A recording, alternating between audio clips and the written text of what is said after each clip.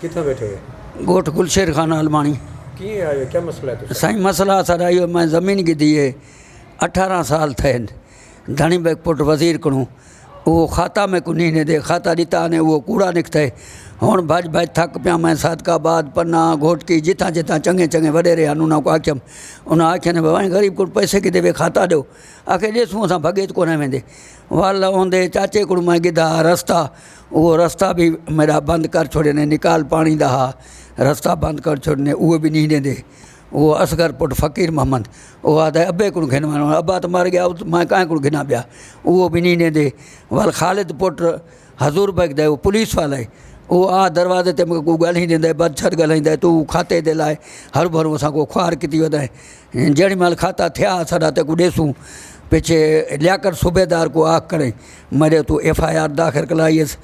7,000 लियाकत मैं को घेन करें केस चालान कर छो मैं को रूपोश दिखा छोड़िस पीछे मैं को वॾे मुंशी महिरबानी की दसो चाचा तो हिन केस में रूपोश आ वञी पंहिंजो दामिन करा पीछे मैं शीशन कोर्ट ॼुमि वकील की तुम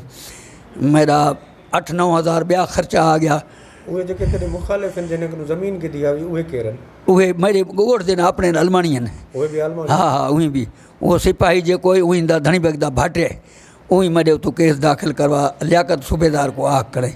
FIR उही कटी चालान उही किता रूपोश में को उही दिखाया 7,000 भी घेन गया रूपोश भी दिखायसि तव्हां छा था चाहियो हाणे छा थियणु खपे? हाणे उन जो मां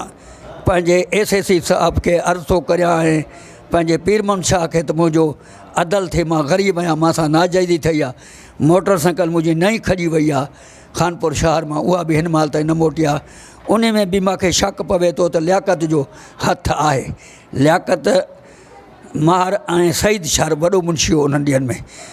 15-10-22 माना ते मुंहिंजी मोटरसाइकिल ओ साल खां मथे थी वियो आहे न साईं हे 24 हले थो 22 में माना मोटरसाइकिल नई ज़ीरो खणी विया आहिनि उहा बि मूंखे इन जे मथां शक आहे त मुंहिंजी इन लियाकत खणाई आहे हाणे मूंखे दरकारु थिए थो त तूं थाणे में ईंदे मां तोखे कंहिं न कंहिं केस में ॿधंदुमि